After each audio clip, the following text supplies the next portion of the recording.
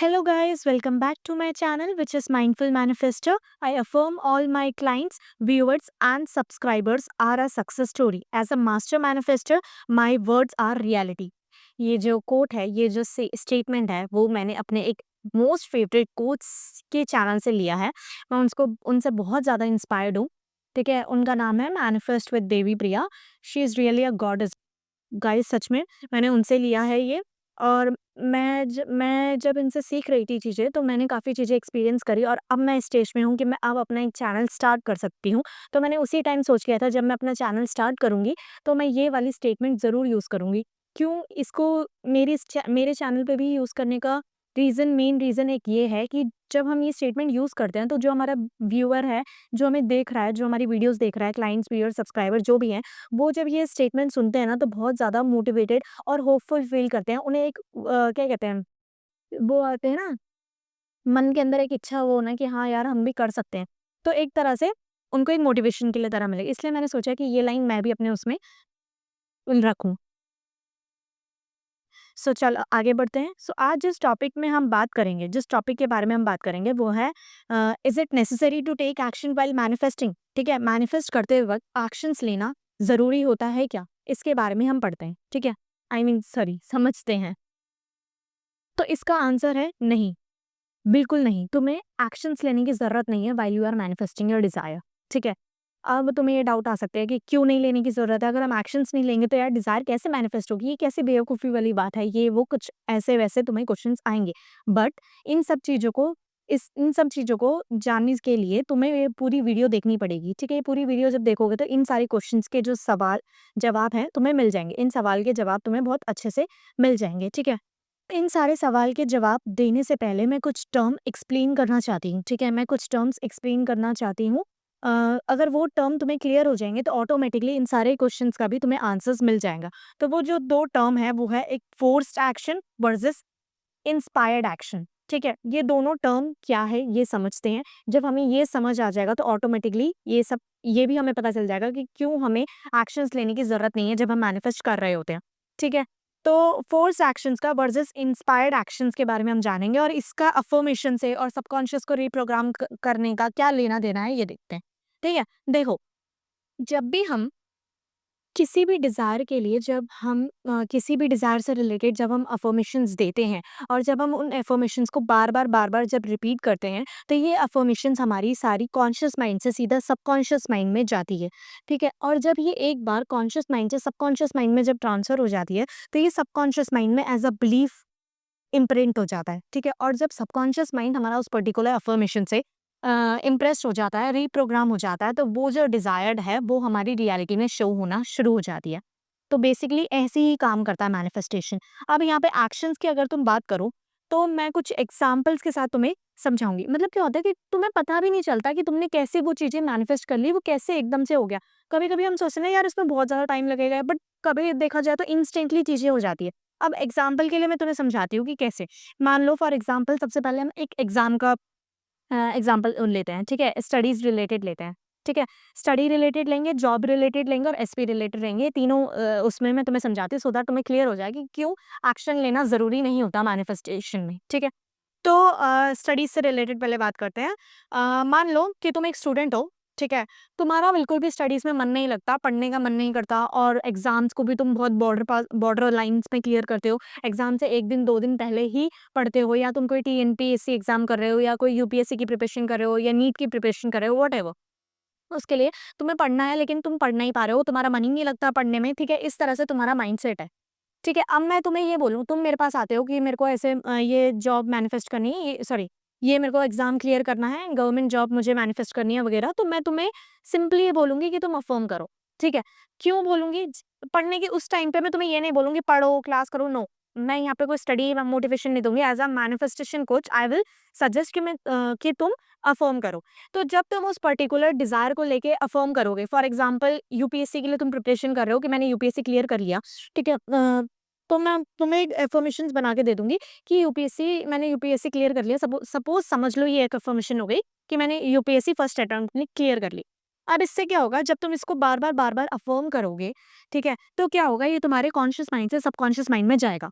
ये जो स्टेटमेंट है ये तुम्हारे सबकॉन्शियस माइंड को ट्रू लगने लग जाएगा थ्रू रिपीटेशन। जब तुम इस स्टेटमेंट को बार बार रिपीट करोगे तो ये ऑटोमेटिकली तुम्हारे सबकॉन्शियस माइंड में जाएगा और तुम्हारा सबकॉन्शियस माइंड इसको ट्रू मानने लग जाएगा। और इसको तुम्हारी रियलिटी में लाने के लिए, इस स्टेटमेंट को ट्रू बनाने के लिए, सच में ही ट्रू बनाने के लिए, 3D में लाने के लिए तुम्हारा सबकॉन्शियस माइंड क्या करेगा, ऑटोमेटिकली जो तुम्हारा पहले पढ़ने का मन नहीं करता था, 1 घंटा 2 घंटे से ज़्यादा पढ़ने का मन नहीं करता था, किसी चीज़ में दिल नहीं लगता था, एग्ज़ाम से 2 दिन 3 दिन पहले पढ़ने का जो हैबिट थी, वो सारी ब्रेक डाउन होगी। जहाँ तुम्हारा 1 घंटा 2 घंटा या बिल्कुल भी पढ़ने का मन नहीं करता था, वहाँ तुम्हारा पढ़ने का मन करेगा। जहाँ फ़ोर्सफुली तुम्हारे पेरेंट्स तुम्हें पढ़ने के लिए बोलते होंगे, वहाँ तुम खुद सामने से जाके अपने स्टडी टेबल पे या जहाँ पे भी तुम बैठ के पढ़ते हो, बुक खोलोगे, अपने आप पढ़ोगे, अपने आप रिसर्चेज़ करोगे, यूट्यूब में वीडियोज़ ढूँढोगे, ईज़ी फॉर्मेट जो होगा वो सारी चीज़ें तुम ढूँढोगे।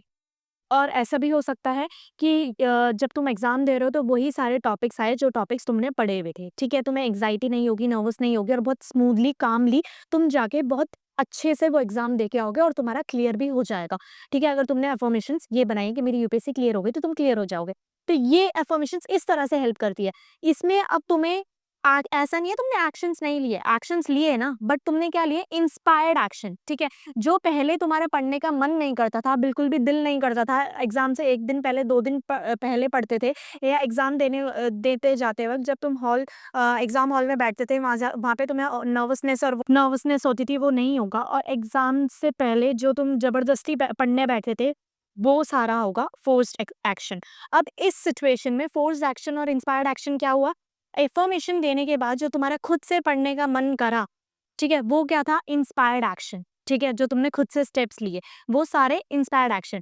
और उससे पहले अफ़र्मेशन देने से पहले जो तुम्हारा माइंडसेट था कि ज़बरदस्ती पढ़ना पड़ेगा, घर वालों ने बोला है, वो सारा क्या था? फ़ोर्स्ड एक्शन, ठीक है? तो उस टाइम पे क्या होता था, तुम्हारी डिज़ायर भी मैनिफेस्ट नहीं होती थी। बट जब तुमने अफ़र्मेशंस देनी शुरू करी, तो ऑटोमैटिकली तुम्हारा सबकॉन्शियस माइंड जो है, वो रीप्रोग्राम हो गया और उसका काम ही यही है कि तुमने जो कुछ भी बिलीव उसके सबकॉन्शियस माइंड में डाल रखे हैं, वो तुम्हारी रियलिटी में लाना। तो वो जैसे मर्ज़ी भी लाएगा। तो उस वजह से क्या हुआ, तुम्हें जहाँ पहले मन नहीं करता था पढ़ने का, वहाँ तुमने पढ़ना शुरू करा। तो ऑटोमैटिकली क्या हुआ, अच्छे से पढ़ा और तुमने क्लियर भी कर लिया। ये क्या हुआ, इंस्पायर्ड एक्शन हुआ। तो आई आई होप कि अब तुम्हें क्लियर हो गया होगा कि फोर्स्ड एक्शन और इंस्पायर्ड एक्शन में क्या फ़र्क है। और अच्छे से समझने के लिए हम एक और उसमें चलते हैं टॉपिक में, दैट इज़ जॉब रिलेटेड, ठीक है? मान लो तुम काफ़ी टाइम से जॉब ढूँढ रहे हो और तुम्हें जॉब नहीं मिल रही है। ठीक है, तुमने काफ़ी सारे इंटरव्यूज़ दिए, क्रैक कर रहे हो, वो अप्लाई कर रहे हो बट नहीं मिल रहा रिस्पॉन्ड। बट जब तुम अफ़र्म करना शुरू करते हो कि मुझे जॉब मिल गई है, जो जॉब मिल गई है, या स्पेसिफ़ाई से कर लो इस पर्टिकुलर फ़ील्ड में, इसी पर्टिकुलर लाइक सैलरी पे ही चाहिए। तो इस तरह से जब तुम अफ़र्मेशंस की बना लेते हो और जब उसको रिपीटेडली करते रहते हो, तो ऑटोमैटिकली हो सकता है जब तुम अफ़र्म करना शुरू करते हो तो तुम्हारे सबकॉन्शियस माइंड उसको लेके रीप्रोग्राम होना शुरू होता है, ठीक है? सबकॉन्शियस माइंड को ये रियलिटी लगने लग जाती है रिपिटेशन की वजह से। तो वो क्या करता है, lots of number of opportunities तुम्हारे सामने लाके रखेगा और हर एक इंटरव्यू जो तुम दोगे वो बहुत ईज़िली जाएगा, बहुत अच्छे से कॉन्फिडेंटली, बोल्डली तुम जाके आओगे, क्लियर होगा, तुम्हें ऑफर लेटर मिलेगा, ये सब कुछ चीज़ें होंगी जब तुम जॉब के लिए कर रहे हो तो। तो जब हम अफ़र्म कर रहे होते हैं ना, अफ़र्मेशंस दे रहे होते हैं, तो ऑटोमेटिकली हमारा सबकॉन्शियस माइंड हमसे अपनी चीज़ें करवाने लग जाता है। तो उसमें हमें ज़्यादा एफर्ट्स मारने की ज़रूरत नहीं पड़ती, या मारना भी होता है तो वो हमारे लिए इतनी बड़ी कोई बात नहीं लगती। ऐसा लगता है बहुत ईज़िली हमने कर लिया, चीज़ें हमारे लिए बहुत ईज़िली हो जाती है। इसीलिए ये एक रीज़न होता है कि हम बोलते हैं कि जस्ट अफ़र्म करो, एक्शंस लेने की ज़रूरत नहीं है, क्योंकि एक्शन तुम अपने आप खुद लेने लग जाओगे। अपॉर्चुनिटीज़, सिचुएशन, सर्कमस्टेंसेस ऑटोमेटिकली तुम्हारी फ़ेवर में शिफ्ट होना शुरू हो जाएँगी। तुम्हें कुछ भी फ़ोर्सफुली करने की ज़रूरत नहीं पड़ेगी, ठीक है? और एसपी मैटर में अगर तुम देखा जाए, एसपी कॉन्टैक्ट नहीं कर रहा है या एसपी कमिटमेंट नहीं दे रहा, अगर तुम उसके लिए भी तुम अफ़र्म करोगे कि that SP is constantly texting and calling me और वो मुझे मैरिज के लिए कमिटमेंट दिए जा रहा है, वो रोए जा रहा है लगातार। अगर ऐसे कुछ अफ़र्मेशंस देते हो और चाहे तुमने उसे हर जगह से ब्लॉक ही क्यों ना कर रखा हो, या चाहे उसने क्यों ना ब्लॉक कर रखा हो, या तुम दुनिया के किसी भी कोने में हो, तब भी he will reach you out, ठीक है? क्योंकि उसके पास और कोई ऑप्शन नहीं है, क्योंकि तुमने ये माइंडसेट फिक्स कर लिया कि वो तुम्हारा एसपी तुमसे ही प्यार करता है और वो तुमसे शादी की भीख माँग रहा है, तो वो करेगा, क्योंकि एसपी का कोई फ्री विल नहीं होता। SP has no free will के ऊपर मैं एक नई नई वीडियो लेकर आऊँगी, ठीक है? तो एसपी को करना ही पड़ेगा, उसका कोई ऑप्शन नहीं होता। तो जब हम अफ़र्म कर रहे होते हैं तो हमारा जो सबकॉन्शियस माइंड है वो रीप्रोग्राम हो जाता है और ऑटोमेटिकली हमारे लिए इंस्पायर्ड एक्शंस हम लेने लग जाते हैं और सर्कमस्टेंसेस भी हमारे लिए हमारे फ़ेवर में मूव करना शुरू कर देते हैं। और नेवल गोडार्ड भी यही बोलते हैं कि हमारी डिज़ायर हम तक पहुँचाने के लिए अगर 10,000 लोगों को, करोड़ लोगों को भी अगर अपनी जगह से दूसरी जगह पे मूव करना होगा, तो they will move. Just because आपकी डिज़ायर आप तक पहुँचाने के लिए अगर 10,000 लोगों को या करोड़ लोगों को अपनी जगह से दूसरी जगह तक अगर मूव करना पड़ेगा, तो वो मूव करेंगे। और लोगों को अगर एक्शंस लेने होंगे तो वो भी लेंगे, और अगर तुम्हें भी तुम्हारी डिज़ायर से रिलेटेड कोई एक्शन लेना होगा, तो तुम वो लोगे। इंस्पायर्ड एक्शन के अंदर लोगे। तुम्हें कुछ भी फोर्सफुली करने की ज़रूरत नहीं है। जस्ट अफ़र्म करो, अपने आप चीज़ें होगी। तुम्हें पता भी नहीं चलेगा तुमने कैसे वो एक्शंस ले दिया। ठीक है?